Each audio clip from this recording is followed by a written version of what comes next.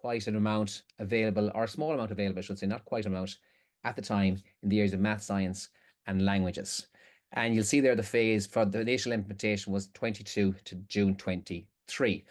Over 4 phases, just to give you a sense of the project, the context of it, before we talk about maybe some of the outcomes that emerged from it. Over the project, the preparation phase, which was development of MOOC, development of all the resources. We moved into a small scale experimentation in phase 2, and that informed a larger scale experimentation in 2022-23. An important part then for the likes of myself, my current day-to-day role, was the impact study. So policy recommendations, which will be addressed to policy stakeholders. And they have been formulated and are actually being put on the website over the coming days, actually, in terms of a final document indicating some up to 6 policy recommendations, which I'll give you a sense of before the end of the call. That just shows you how complicated this was, but maybe in a nutshell, this is what we're trying to achieve. So we're trying to achieve, across the work packages, a general understanding, so kind of that demystify phase of AI tools for education, identifying specific tools that will be useful for education, talking about AI and other softwares in the classroom and outside, the indirect effect AI can have on education, and of course the ethics that has become so prominent and so prevalent in conversation sense. You get a sense there of the training pathway and the resources that we developed on the project. That's just our backdrop. I'll bring you to the evaluation. That's probably what you're most interested in hearing about now that you have a context of who was involved. There were 738 teachers across the 5 countries. And you see there the profile of school leaders who were also involved in the evaluation, teachers and students. We were very eager to get the voice of the learner also in our project. The evaluation findings themselves, what do they speak to? Well, they shed light upon the following. The state of teachers' knowledge, perceptions and use before the experiment, so 2021. The impact of providing professional learning pathway, that's kind of more of a framework in terms of multiple access points in the professional learning pathway and not just one, and its impact on teachers across the 5 countries. And then those kind of barriers or facilitators towards successes or challenges of the intervention, and maybe adjustments that were needed along the way, because there were adjustments needed along the way as more and more, I suppose, information emerged and more developments emerged in the area of AI in education. Very importantly, it was a randomized control trial. From an empirical perspective, there was a comparison between a group of teachers taking part and those in a control group. Now, in all countries, the control group subsequently got the professional learning like it's good practice. And a kind of a variety of instruments involved in the evaluation process, data gathering from surveys, interviews, and indeed digital traces too, in terms of their engagements in the MOOC were also captured. Here are some of the main results, and I'll show you some graphs, but they can be difficult enough to see and interpret on a call like this. But I will show you some graphs. Pre-experiment, there was generally a positive attitude. Now the caveat is a lot of these teachers are self-selecting, so there is a caveat there. But the general was a positive attitude towards AI. There's a moderate knowledge of AI, so maybe there's a confidence in their understanding of AI, but it mightn't have been supported with evidence of their full knowledge of it. And limited uses of AI in education. This is pre the experimentation. During the impact study, there was generally no impact on teacher perceptions. So if they were high, they stayed fairly high. There was a significant impact on teachers' knowledge of AI. So that was an important one for us. As they started to engage, they probably started to realize what they didn't know as much as what they did know, and maybe what they'd taken for granted or assumed previously. And now it's becoming clear that maybe their understanding of AI was slightly different due to the conversations they were involved in the professional learning. And there's limited impact on AI use. So they were quite clear about that they were only going to use AI at the time where it really made a difference to curriculum learning. So they're very focused in that regard. The feedback from participants from the overall work was high levels of satisfaction with each part of the professional learning pathway. So it included a MOOC, it included professional learning, it included multiple resources around it, and it included a textbook. And it was very, very interesting. Last night I was looking at guidance from one of the states in America, and they actually have cited the textbook as one of their key resources for teachers, which is it's great to see the legacy of the project. And I can talk about that later on also. There's demand for practical aspects. So practical engagement with tools and practical understanding of what ethics and what considerations they should be following as they engage with AI tools. And they also spoke of limited access to AI tools. Now, when we think of the proliferation of tools now and what we're faced with on a daily, hourly basis, it was a very interesting finding. They said limited access to AI tools that were relevant and designed particularly for education, and also then maybe that equity piece in a school also, where some schools had more knowledge of what was available than others. That gives you a sense of the number of teachers involved, 736 across the countries, as you can well imagine, more in France, Italy, and Slovenia than in the smaller countries with smaller systems. And you get the sense of where they were split up of maths and languages. What they said to us in the pre-experiment, just to elaborate on that ever so slightly, is they'd enjoy using tools. Look at the middle one. They find AI tools easy to use, less so, and then lower down, using AI tools makes me or would make me anxious. Well, they didn't really feel that way, that it wouldn't make them anxious. Now, I think from my own experience in Ireland, as they started to really engage and understand more, maybe not that they raised their anxiety levels, but they became more aware of the key considerations and maybe key principles for engagement that they should abide by or try and agree to. There's the pre-experiment knowledge. You'll see there in terms of being good or very good. Luxembourg was the one in the blue and the right, 20%. The two left, if you look to the left of the screen, that they majorly felt they had quite a good knowledge of AI. As I say, it slightly changed. The big pie chart there says, can you give an example of an AI tool that could be used for an educational purpose? 55% said yes, 45% said no. So that kind of contradicted their self-reported confidence in it. So they knew that they knew they could talk around AI, but not necessarily about AI tools that were relevant to their work as a teacher of languages or of maths or sciences. You'll see there their teachers' use of AI tools for education more than once a week was quite low, up to the never. You'll see there there's two there in the yellow, two there it's in the blue and orange, I should say, France and Italy, down as far as we'll say Ireland and Luxembourg in the 20s, 20%. So there was not a massive usage of technologies, or in terms of frequency at least. Some teachers were prolific, but not they're more of an outlier than the norm in the overall groups. Evaluation of professional learning pathways, as you can imagine, they were very comprehensive and intense pathways. So the general feeling was that they were valuable and useful, and those who engaged enjoyed them.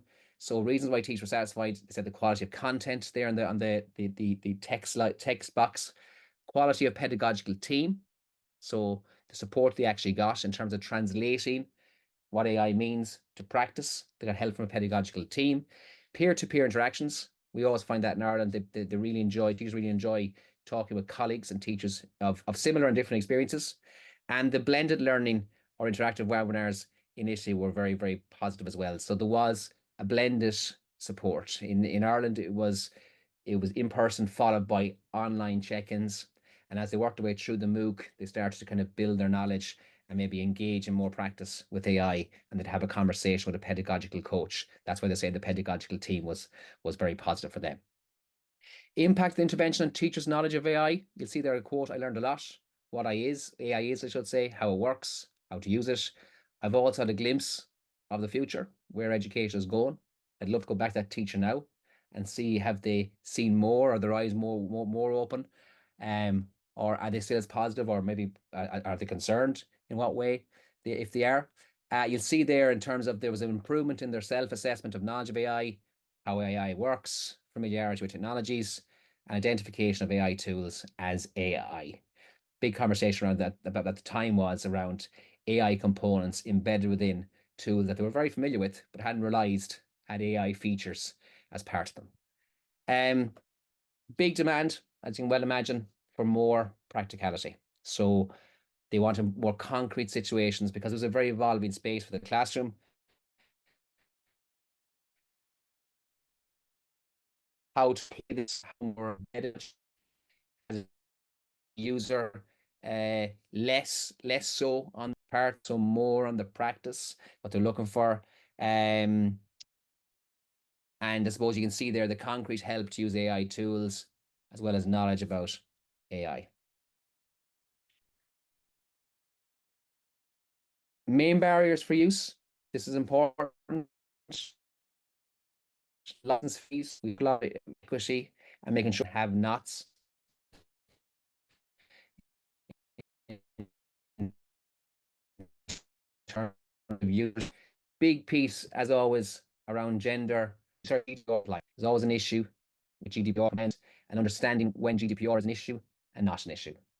And tools developed not necessarily for education or education settings, but more generally developed.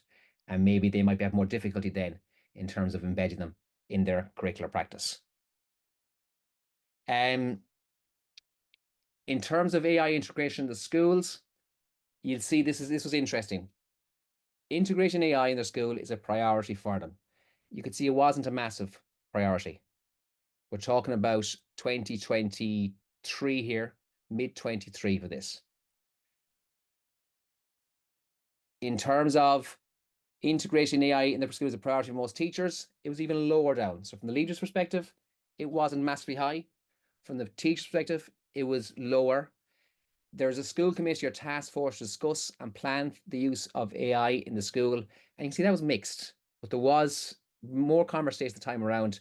Okay, to understand the impact here, we need to start developing our committees, our working groups, our task force in schools to really get a sense of what's out there and what lies ahead. So that was interesting. I think if you came back to that, it'd be well up the priority levels now for both teachers and school leaders, and equally to have more and more task force mobilized.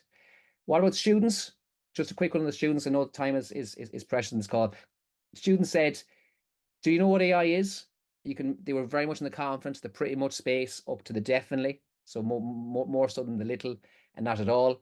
But you can see there where their kind of understanding was in terms of use of AI for illegitimate content, or intent, I should say. Data security was an issue identified by them, and transparency. Okay, you can get a sense of, so we're trying to get into the conversation on ethics and security and a bit more deeper understanding, not just using the tool, but understanding the tool and the implications of using the tool. Maybe just a couple of points, because you will get the slides afterwards, and that's why I've left them so detailed. But maybe just a couple of points on this is, if you look at France there, impact on use limited to math teachers with high levels of self-efficacy for technology. So the greatest impact were those who were most competent. And we find that, so those who are competent and confident made greatest inroads in terms of their understanding of AI and how it would impact and impact their work, I should say. I just checking my video at the moment. It doesn't seem to be able to come on because of my own broadband connectivity, in case people are wondering. In terms of Italy, in terms of impact on their use, they said that they wanted practical first. And you'll see that across all the countries, actually. It really was, the theory has value, huge value, but how do you bring the theory to inform the practice? And how do you integrate them together in a conversation for teachers who are busy and eager to find out information as quickly as possible? I'm going to skip those slides. I'm going to come to this one, because I think we're nearly out of time. In terms of project benefits, teachers felt that there was huge value in the professional learning pathway. Equally, participating in an e-community on AI in education. The teachers across the consortium actually engaged across the 5 countries. That was probably something quite new for some of our teachers here in Ireland, but they found it hugely valuable to hear from other practitioners in other countries who deal with different curriculum ambitions, but how we're facing the same problems. And to have those conversations, how do you overcome those issues and thrive? And developing and sharing of best practices. For researchers, to monitor pilot implementation, collect data, and evaluate and disseminate. So it was they were delighted with the opportunity provided through the pilot and the implementation phase. And for policymakers, there is a validated model there on teacher training on AI. There is an impact evaluation of the pilot and developed model, and there are policy recommendations at national and EU level. And I've summarized them into the 6 kind of policy recommendations there. And I'll finish on this slide. But basically what it speaks about is understanding the teacher's role, because it was used conversations throughout the project about the changing role for teachers in this dynamic space. But the importance of the human oversight and the human in the loop was reiterated and emerged throughout the findings in the project. To rethink assessment, we know that the conversational assessment have taken place and are still taking place internationally, but around the focus on the product, sorry, the focus less so on the product, I should say, and more so on the process of learning and how assessment for learning and assessment can be, I suppose, monitored on an ongoing basis. There was conversation on having to have an AI curriculum or curricular elements for there to be a focus in curricula on AI specific to it. If it's the feeling being that if it's everyone's responsibility, sometimes maybe no one takes responsibility for it across a curriculum. In terms of the AI literacy and digital citizenship, they spoke about, yes, huge need to foster digital citizenship, but underpinned by strong regulation, that they could be confident in as they grew the capacity, they were supported by good AI regulation. Professional learning required for teachers, school leaders to implement. And a big piece was to get more and more staff members from a school involved in these conversations. So you can start to get a critical conversation about usage. And this piece about encouraging. So rather than prohibiting, that to learn, you have to engage. And I suppose that's what the project probably impact is, to say you have to engage, participate, to understand maybe some of the particular issues around the implementation of AI. Well, that's a whistle-stop tour, guys, of our project. As I said, the slides are available, and we're happy to consider or to continue the conversation later on after other panelists. Thanks for your time, Sally. Thanks very much, Anthony. And just stick with us just for a moment. I'm afraid we switched off your video because it was having a little bit of an effect on the sound. So that's why we don't have you on screen at the moment with video, but you're with us with sound. Meanwhile, Chloe has been adding some links into the chat for people to kind of find some of the documentation and resources that you have. Just maybe just one, or just if you could give us, I don't see any questions from anybody for the moment, but just is the project going to continue, or what is the kind of follow-up at the moment? Yeah, so because of the success of the collaboration, the consortium are very eager to continue. So we have as a consortium applied for further funding from Erasmus projects, but also a number of the partners will say as a group have moved into other projects. For example, Ireland, Luxembourg, and Slovenia have moved into a project on data literacy, with their understanding growing the project of the importance of building data literacy in the upper primary. So we took a learning from the project to inform the development of a new project, particular to the area of data literacy. And we're currently in our first year of working on that with teachers. And we actually had our first day in Ireland here last Thursday, which went very, very well. Its model is slightly different. It's a co-creation model. So we're working very, very closely with teachers in the pilot phase to build the curriculum for the professional learning. Great, Anthony. Thank you so much. You've certainly been running the project in the eye of a storm, I think, haven't you, when there's been so much interest? Yeah, the title has been so interesting. It was interesting, exactly. Great. Look, thank you very much. You'll be with us until the end. So I'd like to move on to our second presentation for the session this afternoon from Theodoros and from Marius in the University of Cyprus. And they're going to talk about the AI for Edu project. So Theo, I think you're going to start, or is Marius going to start? I will start. Marius, over to you. Okay, 1 second to share my screen.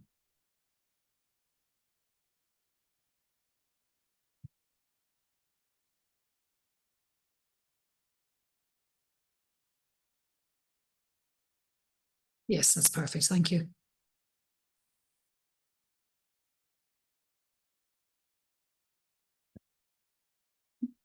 I don't seem to hear you, Marius. Can you hear me now? Now we do. Thank you very much. Okay, great. So good afternoon, everyone. My name is Papaevripidou from Research in Science and Technology Education Group at the University of Cyprus. And together with my colleague Theodoros Karafyllidis, we'll present work related to the Artificial Intelligence for Education, or shortly AI for EDU project. AI for EDU is a collaborative project that involves a diverse team 1 research center, 2 universities, and 3 educational organizations. The multifaceted dimensions of this project ensures a robust exploration and application of AI in education, addressing challenges from different perspectives. Our primary aim is to enhance secondary school education through innovative AI approaches and tools, and we explore 3 key areas: learning with AI, learning about AI, and learning for AI-human collaboration. These goals shape our initiatives to provide holistic AI integration in educational contexts. In learning with AI, we focus on developing, implementing, and assessing AI educational assistance for both students and teachers, namely the study buddy and the teacher mate. Both tools interact with users through natural language and integrate existing national curriculum textbooks from each partner country to offer content that aligns directly with curriculum standards. The study buddy tool is designed to assess students by providing explanations, summaries, and personalized quiz tools aligned with their curriculum, whereas for educators, the teacher mate acts as a digital assistant, helping them to create lesson plans, quizzes, teaching materials, and presentations. The objective is to streamline teachers' workload, allowing them to focus more on student engagement. To cultivate a deeper understanding, we provide through interactive workshops, hands-on learning experiences where students and educators can explore how AI systems operate. These workshops cover essential topics like natural language processing, large language models, and retrieval augmented generation. We promote ethical, transparent, and inclusive AI practices, and the goal is to prepare educators and students to engage collaboratively with AI, fostering a responsible approach. This educational method ensures learners understand not just the capabilities, but also the ethical considerations around AI use. And the project aims also to build recommendations for emphasizing the equitable use of AI in schools. Our project spans from January 2023 to December 2025, encompassing phases from identifying educational needs to piloting AI tools. We have conducted 16 workshops with nearly 400 teachers and over 160 students, progressing to usability evaluations and the upcoming rollout of second versions of Study Buddy and Teacher Mate. Evaluation includes workshops for feedback and refinement, leading to practical guidelines for AI deployment in educational settings. The outcomes will help shape policy recommendations based on evidence gathered through real-world application. AI for EDU has participated in over 80 dissemination activities such as workshops, conferences, and public talks. These efforts amplify our findings and foster a community eager to implement AI responsibly in education. I will now hand over to Theodoros, who will briefly demonstrate the latest versions of the 2 AI tools we have developed in the context of our project.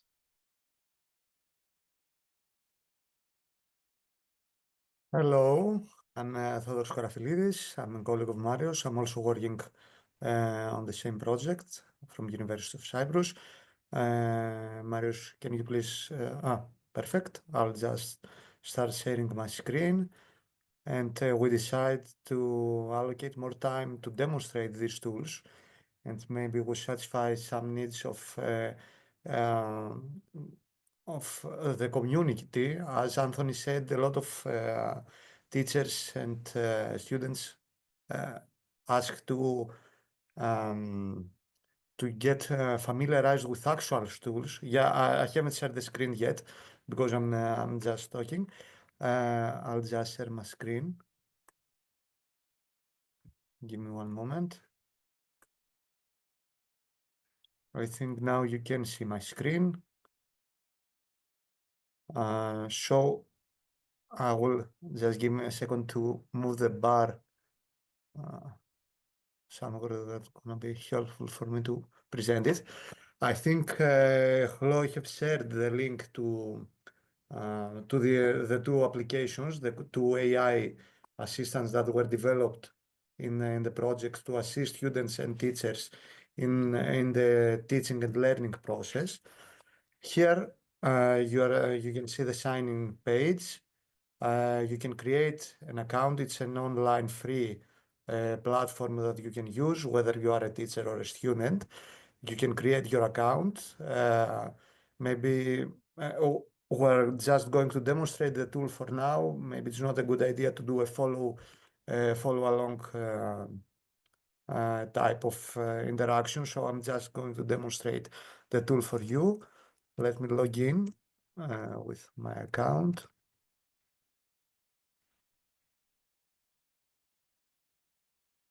It's free to create an account, and you can use it just by using the link that Chloe shared in the chat.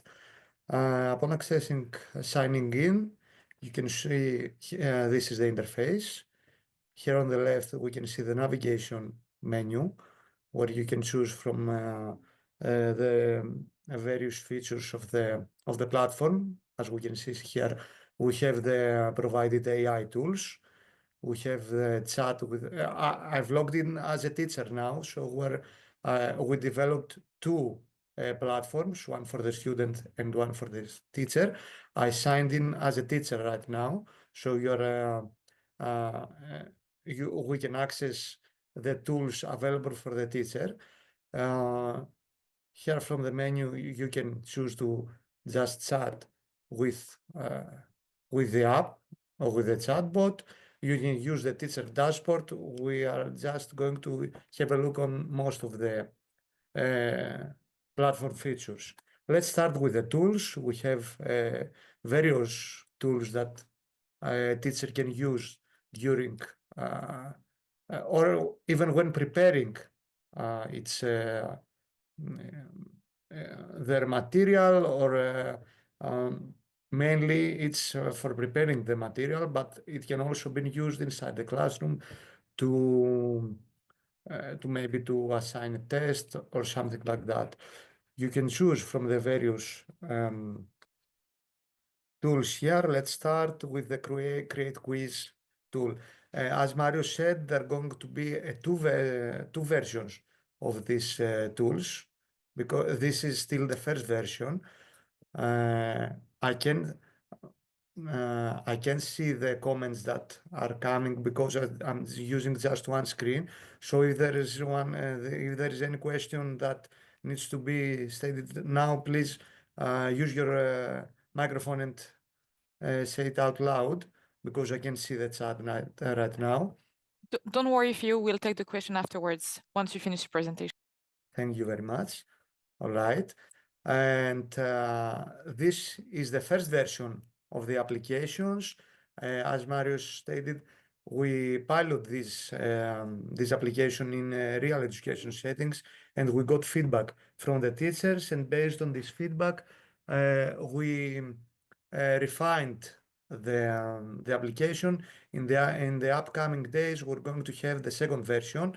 So until the end of December, you are going to be able to access the refined version of these tools. Let's start using some of these tools. As you can see here, this is the create quiz tool, and there are some fields that the teacher can come and input their whatever they need the quiz to be about. For example, I'm a physicist, so I'm going to use some examples that are that I'm familiar with. For example, here on the first field, you can pick the subject that you are creating the quiz for. For example, let's say I'm a teacher in secondary education and I'm teaching physics. The topic of the quiz, let's say we could use Newton's second law, or in general mechanics. Let's stick to Newton's second law. Newton's second law. And we can choose how many matching questions we want the AI app to create, how many multiple choice questions, how many closed questions, and how many open-ended questions. In the new version, there are going to be many more fields. For example, you can specify the age group that the quiz is addressed to, how much time do you need it to complete, and several other aspects. One very important feature of these applications is that the country's textbook, some of the country's textbooks are already preloaded to the applications, so the output of the app can be based. You can choose to base the outcome of this prompt in a specific textbook. Here I'm using the Ireland's interface because it's the only one that's in English. And for the Ireland, we have the textbook from some other subjects. We don't have the subjects of physics. So we're just going to use the general chat. But you also have the opportunity, if a specific textbook is uploaded and uploaded in the app, you can use just the content on this textbook to create the quiz or whatever the specific tool create.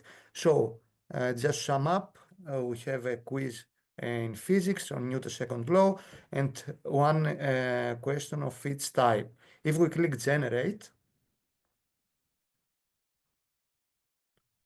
we're automatically transferred to the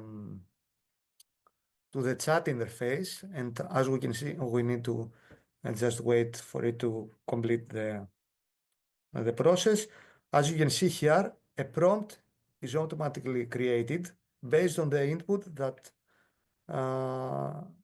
we give to the specific tool. I want you to create a test for the following course, physics, covering Newton's second law. I need one multiple choice question, and as we can see now, the reply of the tool is a quiz with one multiple choice question on Newton's second law, 4 available answers. Also, the correct answer is provided to the teacher, and the teacher can use this quiz and administer to his or her students. This one is an example of the Create Quiz tool. As I mentioned earlier, there are several tools. Let's try the grading tool. For example, we can pose a question, state the Newton's second law. For example, this may be the question that the teacher asked to the students, and here we can provide an answer. Let's say that force equals mass times velocity. And based on this input, again, if we click generate, a prompt is automatically created, and the response of this specific tool is a grading of the answer. Of course, I made a mistake, so we can see if the tool is going to identify this mistake. We got a score at 10 out of 20, and here there is some feedback on the question. Again, the teacher can use this tool to evaluate and give feedback to students about their answers on some questions.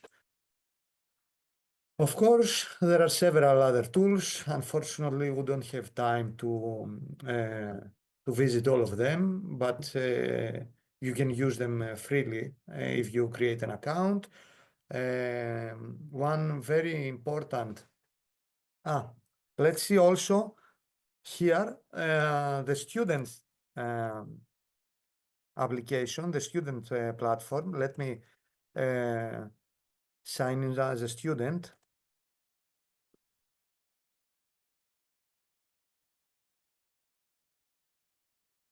Now it's the interface is very similar, like the previous tool, but here we can see the tools that are dedicated for students. For example, explain term, interactive concept learning, summarize text, extract key points. These are the tools offered for students. And again, we have dashboard tests and chat with study buddy. One very useful feature of this application is that they are linked together. So a teacher can create a test.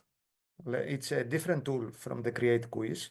For example, we can use the same example. Let's say physics test AI literacy for this and use the same description, not a second law.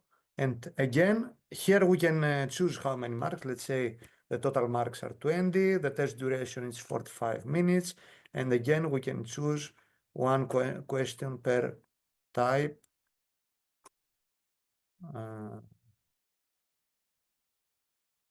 And have the tool generate a test for us. The difference in this tool is that this one is linked with the student's application, and a teacher can administer this test directly to a class. So if we choose a class, here are some classes that were already created by me, maybe this one. I can assign this to students. So it's the same test format. Which of the following, for example, this example question, which of the following best describes Newton's second law of motion? This is a multiple choice question. And the students, if they go from the navigation bar to test, of course, I didn't assign the test to these students that I'm logged in, so I can't see the test from here. But the teacher, if they choose a specific class, they can assign this test to students, and students can access this test, complete this test, and send it back to the teacher. Teachers then, from the teacher's dashboard, can access the class. For example, let's say this class, and can view the grades from the students that completed the test, and also they can choose a student, view their answers, of course, and their answers are automatically graded from the tools, and the teacher can provide feedback to the students, which then can be viewed here from the students. The student can receive the feedback. I don't have much time, I think, so I'll move on to the other features. Here is the chat feature. It's something very similar to ChatGPT. You can ask anything to the chatbot and they can reply to you. For example, can you explain Newton's second law? And it's very similar to how ChatGPT and other chatbot works. And finally, from here, we can view our profile. We can change the country, the project. The partners of the projects are from 4 different countries, from Cyprus, Greece, Sweden, and Ireland. So by choosing each country, different textbooks are preloaded in the app. So we can choose, for example, Greece, and use the Greek textbooks to generate tests, generate quizzes, generate lesson plans, etc. And I don't think that I have much time to say anything else about the tool, so I'll just get back to you. I will stop sharing. And I don't know if you haven't, let me check the chat. Thank you, Theo. We have a couple of questions indeed for you. So first of all, I think it's clear enough that the textbooks, you can't upload your own textbooks to the system for the moment, as Marios has explained, but hopefully in the future. There was a question a bit further back from where the general chat comes from. So if you don't have the textbook, the general chat is just coming from the internet. It's coming from like a chat GPT, yeah? In the first version, the one that I demonstrated earlier, you can't upload any resources. I think that in the second version, users are going to be able to upload a specific textbook or any resource. And the general chat at this version, behind the general chat, is ChatGPT. Okay. Because we have a language that can run behind the app, but it's just in Greek, so I'm not sure if it's going to be used in the later version. We are going just to keep using in the general chat. We're going to behind the ChatGPT is running behind the application in the general chat. Well, people are welcome to use it, of course. And as you said, it's available in Greek, it's available in Swedish, and it's available in English. And then there's a question from Martin Nosek, which a couple of others were curious about as well. How does it integrate with the institutional LMS or virtual learning environment? Links with courses? Is it already integrated in that way? Up to now, no, because it's still in trial version. We still applying changes and doing modifications. So maybe at a later stage, after we use it during the implementations in real classrooms, we'll see how to integrate it in LMS or the environments. Okay. Thank you so much for sharing the work with us. It's really, really interesting. It's lovely to see it in operation, and hopefully we'll be able to sort of see further versions as they go on as well. So thank you. We'd like to move on then, if we may, to our third and final presentation this afternoon, and that's from Vitor Tomé.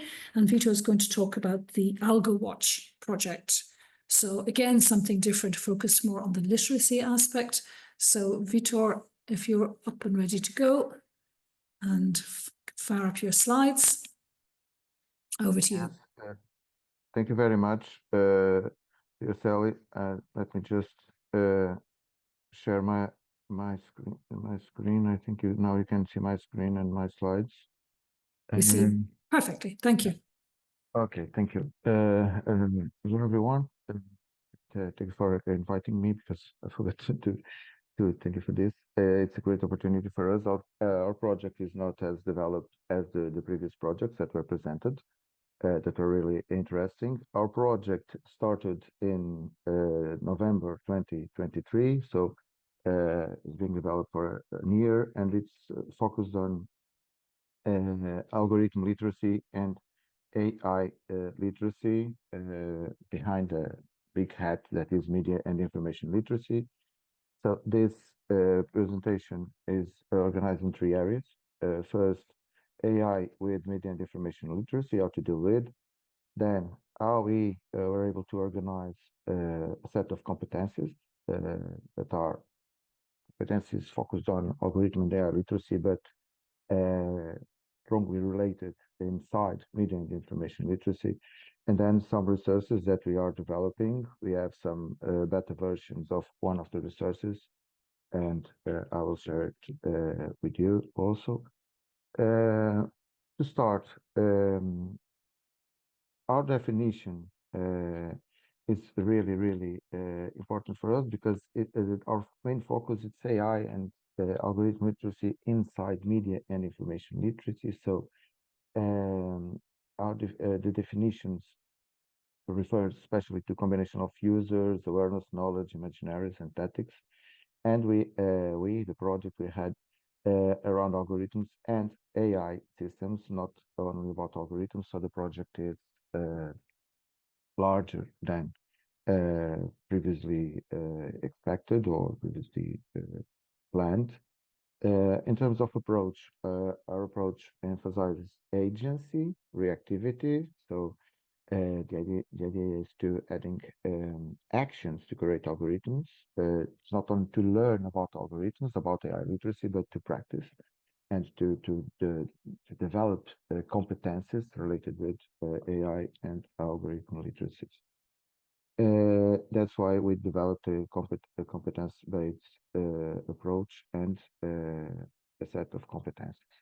In terms of integration, and this is the third main idea before presenting you the project, is these two literacies, as other literacies, are part of media and information literacy.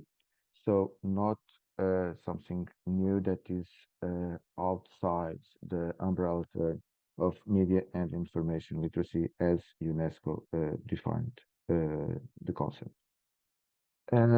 This is our main page of our website. I can show you, and if you allow me, I think we have time just to show some aspects of the project. The main objectives of the project are especially to shed light on the phenomenon of algorithm disinformation. So the project is really focused on disinformation also, and as a threat to democratic societies.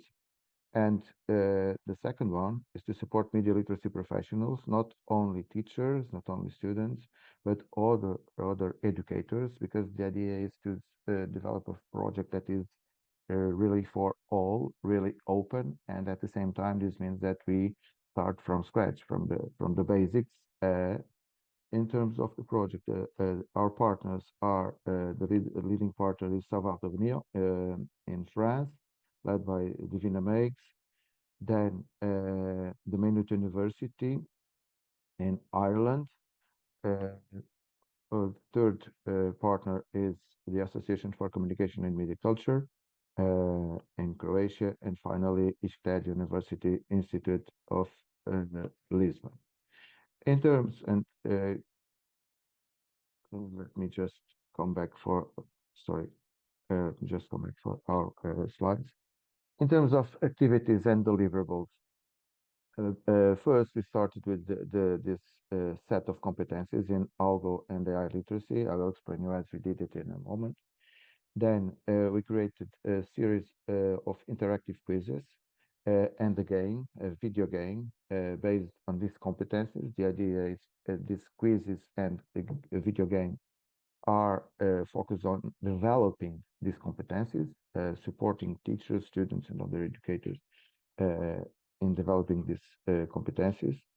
All the resources, including eye openers and also some posters, will be available through our website under Creative Commons licenses. But we also planned 4 exhibits, one per country, in 2025. In Portugal, the exhibit will start in April, and in France, Croatia, and Ireland, it's not in April, will start in May. Our project will end in September 2025. At the same time, we'll provide a toolkit for transfer. The idea is to really support dissemination, evaluation, and localization, and of course, we'll publish some scientific articles and presentations in international conferences. Our targets are, the main target is young people, age 15 on average, but we are considering working also with students from 13 plus until 17, for instance. So I would say middle secondary, low secondary, and also secondary education. And not only in schools, but also outside schools. The second target group are mediators and replicators, not only the traditional educators, but also the administrators in museums and also in youth organizations. The idea is really to collect data, knowledge, and co-create our resources with different social groups, different people from different professions, not only educators and students. In terms of the deployment, we are now starting our work with schools in the 4 countries. our idea is to have at least 5 schools per country, 1 teacher per school, and 20 students per teacher. It's the minimum. This means 100 pupils per country and 400 pupils in all the 4 countries. These 5 schools will benefit from the training of trainers for teachers and librarians. At the same time, we will work with this National Youth Association and also offering training of trainers for adults and mediators and the museum, as I explained previously. In terms of evaluation, of course, our main focus and the first target are youth. So the international study, the comparative international study, will be focused on the pre-test and the post-test that we are going to use with we will apply to the students, and then interviews with mediators and intermediaries.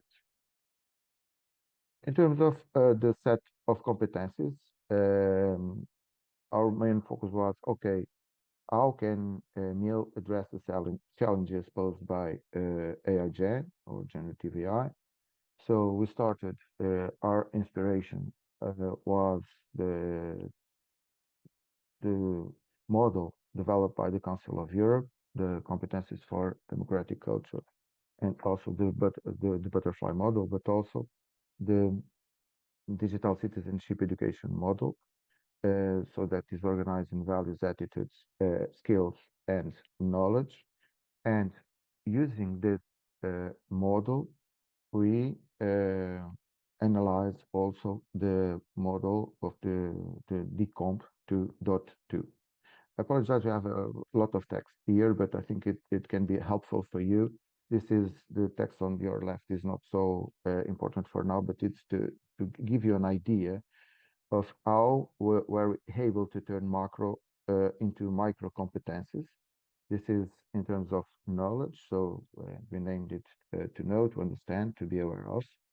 So the idea is this competence can be identified as a learning outcome. Okay, the first one is knowing what an algorithm is, then understanding how search engine ranking algorithms work. In terms of knowledge, we also have the second part. This was not from the comp 2.2, but they were really important from other models, from the Council of Europe model, for instance. Understand the definition and functions of artificial intelligence, generative AI, the LLMs, and knowing how to translate specific keywords, for instance. The second area of this model of set of 24 competencies is focused on know-how, so be able, know how to, and competencies are, for instance, being able to recognize the information produced, being able to judge the quality of databases, developing strategies to combat algorithm disinformation. As I told you before, disinformation is one key topic in this project, as well as hate speech, that is in some cases strongly related. Second part of know-how, limiting the influence of recommendation algorithms. And the third area, have knowing how to be, so behaving what way, and the 6 competencies, 6 final competencies are, for instance, being sensitive to the ethical issues associated with information algorithms, showing the willingness to fight against manipulation and, of course, disinformation, and then being prepared to work with others and using AI to project into everyday life and into jobs, because, as we know, at least some of our students will have professions that do not exist or do not yet exist. So it's important to think differently, to think prospectively. In terms of the resources, and we have some quizzes already available. The idea is to empower teachers and mediators and others. We have 4 quizzes. According to the discussions that we had with teachers, young people, and others, the main topics and the most interesting topics for them were climate change, democracy and citizenship, and online relationships. And we thought that health and well-being is a very important topic. So we had this fourth topic. If you visit our website, you can play or try to answer to the. I'm sorry, I think I have it here. You can play or try to answer to the quizzes. For instance, democracy and citizenship. This is everything open, but please have always in mind that this is a beta version, okay? So some aspects cannot be really final. So social media recommendation algorithms are programmed to favor the political currents and opinions of social networking platforms. I can say false, and the system says, okay, correct, and most social media are. So if your answer is not correct, you have always feedback. So the idea is this is not a quiz to get points, okay, or reward. This is a quiz to discuss. Is the quiz really focused on media and information literacy to learn about and not so focused on the final result, how many points I was able to get after this. And another option is climate change. So the questions are not so different, but the topics are different. We have different types of questions, multiple choice, true or false, some definitions really simplified for these ages, so 15 on average. And coming back to our slides, apologies for that. We are also developing the video game. The video game, we have a very initial beta version, but the idea is that the game is designed to empower students, okay, to critically evaluate the information they encounter. So it focuses also on this information and how through algorithm recommendations, rankings, and generative AI they encounter this information there. And the idea is we create an open world that is called Eunopia. The game is being developed by the Maynooth University, our team led by Afrocare. And the game is to uncover the truth behind these rumors. So the idea is the story in general is a human arrived to this planet. In this planet, everything is ruled by algorithms. And I know that in Earth, it's the same in planet Earth. It's similar, but it's more organized. And so the human has different missions, and the idea is to help them, supporting them, understanding how algorithms are changing the decisions they made, and how can they control also these algorithms and discuss and to learn at the same time about algorithms and the social impact of AI, and to learn about this information. We are now, and I'm precisely today and yesterday and the day before yesterday, training teachers, but we started before. For instance, in Sintra, we asked teachers to cooperate with us to co-create resources with us, and we were expecting 20 or 30, but we got 125 enrolled, and 104 attended the first session. The second session will be today in the afternoon.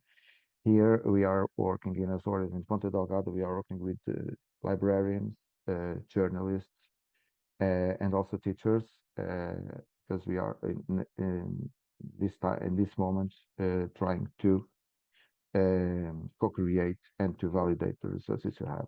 And that's all. Thank you for time to answer to your questions. Vitor, thank you so much. That's really interesting and lovely to hear about the work that's going on. Just a question that came in a little bit earlier, I think from Katie. She was asking about that framework. Is this competences framework publicly available? She appreciates seeing, of course, DigiComp with the MIL standards aligned. Is that publicly available? Yes, it's publicly available on our website. We have the quizzes, and below we have the framework. Yeah, in English and in French. I apologize. We had no time to translate it in Croatian and in Portuguese into Portuguese, but it's available in English and in French. Yeah. So it's getting there. Great. We'll put that link into the. Maybe Vitor, you will be able to put the link in the chat because I cannot find it myself. Okay, don't worry. I'll do it. Chloe. No problem. Thanks, Vitor. Thank you very much. Anybody else got any questions for Vitor at the moment before we open up the discussion to everybody? Yes. Is there one more? From Katie. That's the one about the competence framework. There's another one from Katie. Okay. I see it. Sorry. Who is the target audience for ALGOWATCH's quizzes, which are great, by the way. She really likes them. Who's the audience? Is there a suggested age range as well for recommended for school-based learners? Yes, I would say 13 to 17. Okay, the main focus was 15. But for instance, this morning, yesterday, I was playing it with journalists, and it was interesting for them because it depends. And for some teachers, they are really at a very early stage regarding AI, and so some questions are really important, especially not only the question but the feedback. Yeah. And for instance, our teachers that will develop a workshop with students, okay, because the co-creation students will be involved in the co-creation of the workshop that we will apply pre-test and post-test, okay, and all the teachers that will be involved in this area, they have a special, not a special, but they have a document, and in this document per question we have the competence that is really trying to be measured, okay, the answer, not the answer, sorry, the question, the answer, and then the feedback that they can give to the students. Yeah, we have this document, and this document will be, of course, available for the teachers, because all the resources that we are producing will be available through Creative Commons licenses, okay? And so if you want to organize an exhibit or use the resources, will be free to do it. Great, thank you very much. And meanwhile, Katie, thank you, has found the link to the algorithm literacy frameworks. That's great. Lovely. We've got everybody, as you can see, back on screen who is with us this afternoon. So now is the time if we have more questions or comments that people would like to put to you. I think it's really interesting because, I mean, we've really had a good whistle-stop tour of AI literacy and teaching and learning from Anthony's project that started what feels like such a long time ago now, Anthony. Research, very interesting background in terms of people's expectations. Then, of course, the practical tools of Marius and Theo, which I think everybody is keen to try out. And it's lovely to see the very positive aspects, of course, of AI there. And then Vitor, of course, you're speaking much more about the literacy side and the feed into mill and much more of the, you know, conservative, we have to be careful what we're doing with AI. So really thank you all very much, because I think it gave us a very good roundup. I just wanted to ask you yourselves, do you have any questions of each other, first of all? Anything that struck you, you thought you'd like to know more about one another's presentations? Not for the moment.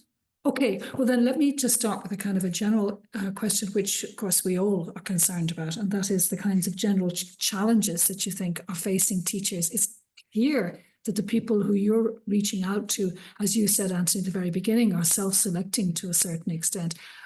What is your feeling at the moment about teachers in the classroom and how they are prepared for getting ready for AI, ready to use AI, and what are the kinds of concerns that they have? Maybe I could start with you, Anthony. Yeah, thanks, Sally. There probably is that conversation on readiness and teacher readiness at the moment is an important one, particularly our work spans primary and secondary. So you've quite a diversity there of teacher and their engagement and experience with AI and the appropriateness of AI for their classroom setting. So there's definitely a challenge there around with general language and understanding of AI. I suppose most of our work has been focused really on that kind of demystifying AI for the last period following the AI for Tea project, because that was a key part of giving kind of foundational platform for everyone to engage, have a kind of some sort of shared language at least to engage with. There's an element then around engagement. There are some teachers heavily engaging, I suppose supporting them to continue to engage in a very safe and ethical way, and their colleagues may not be engaging. So there's a kind of very different experience then for a learner in that kind of school setting, where there's some teachers very much embracing it, and others may be more reluctant or have a conscious or anxious about it. And maybe one other one to speak about is the consideration of kind of regulation. There's a lot of conversation around, from teachers as to, I want to be safe, I want to feel comfortable here. I want to make sure that I want to know that the regulation has been thought of and considered, and that what I do is the right thing to do for my learners. So there's some of the conversations and some of the challenges we're hearing in our work with teachers. Yeah, yeah. As Chloe says, of course, if you'd like to put a question yourself, just put the hand up. There's the hand gesture here in Zoom, and we'll know that you'd like to ask a question yourself. Marius, what about you working in Cyprus with teachers? What do you detect in terms of the challenges at the moment for them? A major concern relates to ethics. So they quite often express ethical concerns about issues like the data privacy, bias, or the responsible use of AI, because and this comes mostly because of the lack of the training that teachers still do not have, at least maybe here in Cyprus, because we are still under development, and even though there are some small steps towards this direction, teachers still need appropriate training of all these ethical dilemmas, whether they are allowed to use, how they can use AI for the purposes of their preparation, or most importantly, if they're allowed to implement AI during their teaching practices, and whether there is space in the curriculum to integrate such technologies, and if they would like to do such a thing, what considerations need to be taken into, because also infrastructure. So there are lots of concerns that are expressed quite often when we are working with teachers during workshops we are offering, and we hope that we would try to resolve any issues, at least during working in the context of this project. Yeah, the training is an important thing. Theo, anything you'd add to that? Yeah, we actually presented a paper last year about teachers' concern about the students' use of AI, and I quickly found the paper and went through to find the two most common concerns of teachers about students using AI. The most common concern was that there is going to be a limitation on students' creativity and critical thinking. And the second most common concern was that they are going to be replaced or substituted by some kind of AI technology. These were the two most commonly expressed concerns about from teachers here in Cyprus. Of course, both of them can only be countered by familiarizing teachers with AI and training teachers on AI and how to use it efficiently and ethically in their classrooms. Yeah, I think that concern about stifling creativity, the students will just simply go and use an AI tool themselves, is very understandable, isn't it? Vitor, how about you? Kind of concerns? I'm finding the teachers are really concerned because they are not really informed about AI. The other day I was discussing with a group of teachers in Sintra, and some teachers, they didn't know what an algorithm is. Okay, not in the mathematical point of view, but a simple algorithm. And it's understandable. Teachers have a lot of things to do. They don't have also, they don't are always all from the mathematics side, or most of them are from social sciences. But for instance, they were worried about, we don't know about ChatGPT. We can ask, okay, but is this information okay? And I told them, no, maybe it's not. But thing is, we discussed a little bit about prompt literacy, which is really, really important now. They have to learn a lot about, and it's important to discuss that those that are really able to read and write, especially writing, they have an advantage.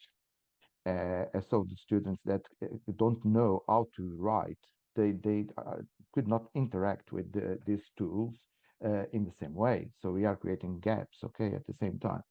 And finally, it's important to show them to go beyond ChatGPT and Gemini and others.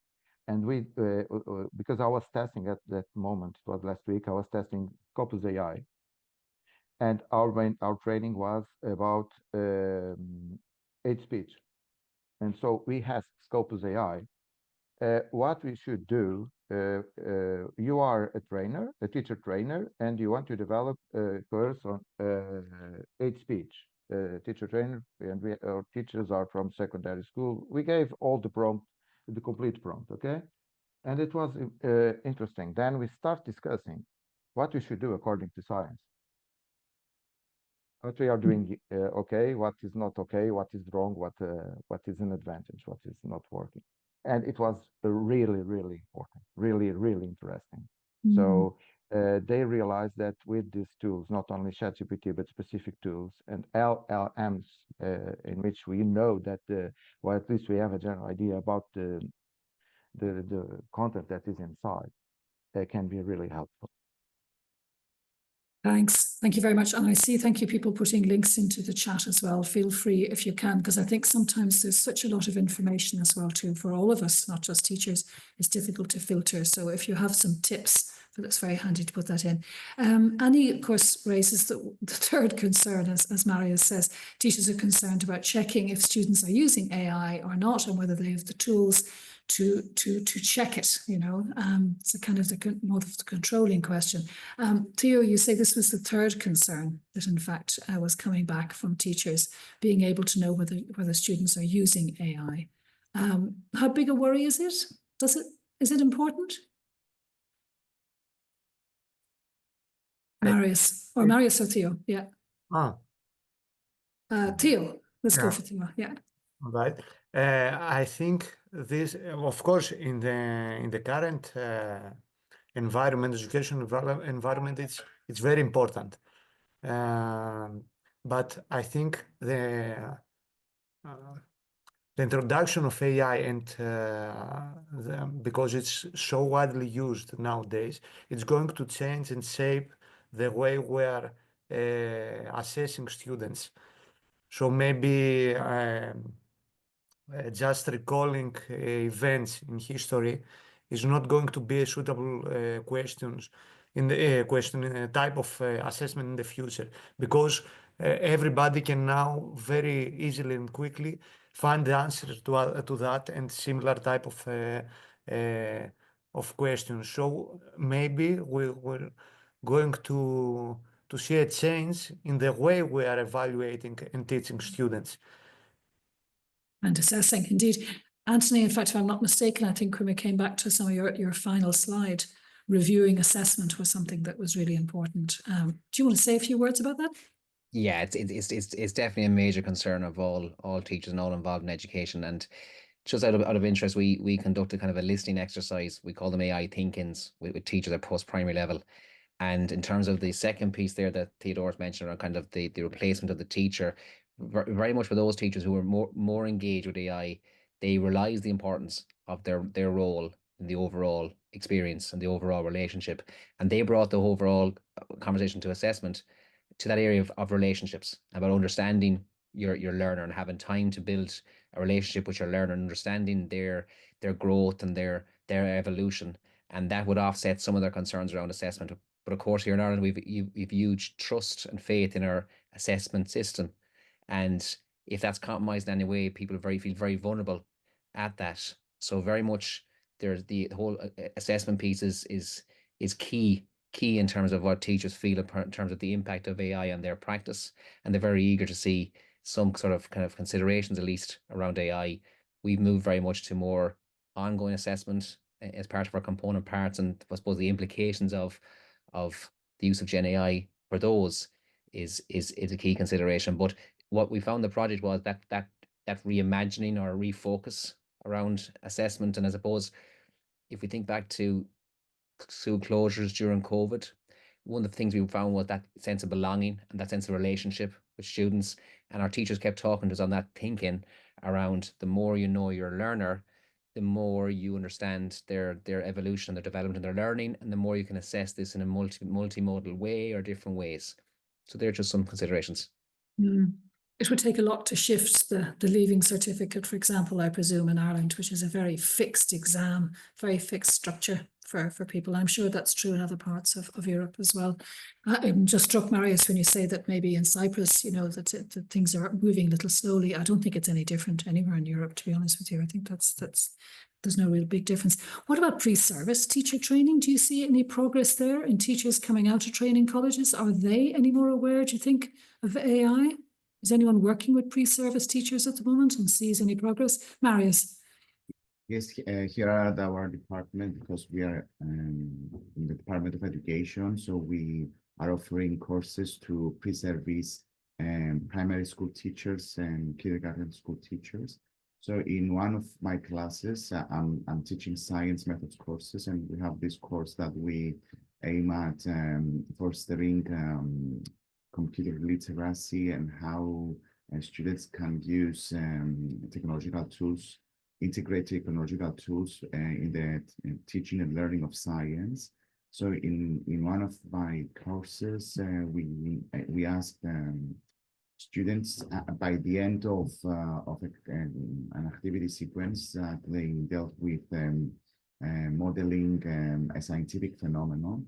And quite often when they are building their models, they feel insecure whether what they are building, what they are developing is in line with scientific evidence and if it is scientifically correct. So instead of just lecturing or just asking them to go through resources to find out what was, if their theory, the model they developed was correct or not, we asked them to interact with ChatGPT to test whether their theories, their evolved understandings along the course were in line with the scientifically accepted knowledge. And this was very interesting because through the data we collected, we've seen lots of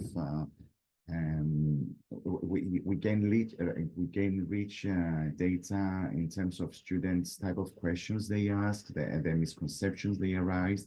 So and based on their reflections, they mentioned that interacting with an AI agent felt something like they felt more comfortable in doing it instead of doing it in a whole classroom discussion while being at the course, because some students feel like they don't want to participate or they do not have an opinion, or quite often they feel like what I'm going to suggest or put on the table might be meaningless or stupid or something like this. So they felt like they had the freedom to interact with an agent that they felt it was going to give them answers, help them clarify things out. So and this because we thought that it would be a nice opportunity, a good opportunity for them to interact.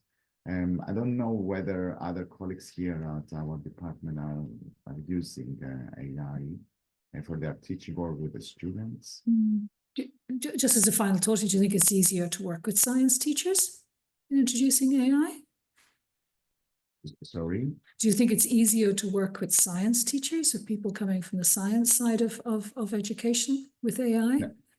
No, because here the students are going to be primary school teachers. Okay. We are teaching science content and science method courses. Yeah. And we are doing STEAM education and things like that. So I think there's space in all disciplines, in mathematics, in languages, in history, and there's space there to implement AI. But the most important thing is to invest in revamping school curricula to include AI literacy, because up to now we are fostering several different literacies. Now there is a new literacy on the spot, the AI literacy, as a core component of the curriculum. So as to ensure that students will understand the fundamentals of AI and its ethical implications. Marius, thank you so much. And thank you again. I see Carol, I see Miko have been adding some resources into the chat, which is great. Thank you so much. We're going to draw it to a close now. Thank you, everybody. I don't see any further questions or points.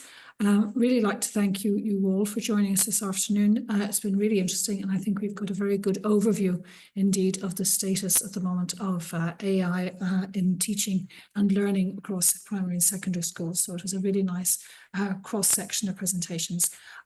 Just like to a couple of things before we close the session for this afternoon, just to remind you about the Media and Learning Association, if you're interested in becoming a member. This is a summary of the kinds of activities and the kinds of work that we do and who we're working with. And we, of course, would always welcome new organisations joining as well. You can find all the information that you need on our website. And that's really it. Just to say the rest of the year, we've got 2 more sessions between now and the end of the year. First of all, on the 25th of November, we will have a short information session about cross-border collaboration between mobile stories, the tool mobile stories, and e-twinning. So if you're interested in that session, please sign up for it. It's only 45 minutes, taking place on the 25th of November. And then on the Wednesday, the 11th of December, we will have the final of our Wednesday webinar series in 2024. And this time it's on Games for Good, Media Literacy and Digital Citizenship. So if you'd like to sign up for these sessions, you are very welcome. You just have to go to our website. You'll also find all the sessions that are recorded on the YouTube channel, so you can check out what happened this afternoon. We'll be sending or making available the presentations, as we said earlier, from this afternoon. And I really don't have anything else to add, I think, apart from thanking my good friend and colleague, Chloe, who manages to keep the show on the road this afternoon. And I hope that you have enjoyed the session and that you have got something worthwhile from it. Thanks, everybody, for taking part, and hope to see you again at the next one of these Wednesday webinar sessions. Bye-bye now.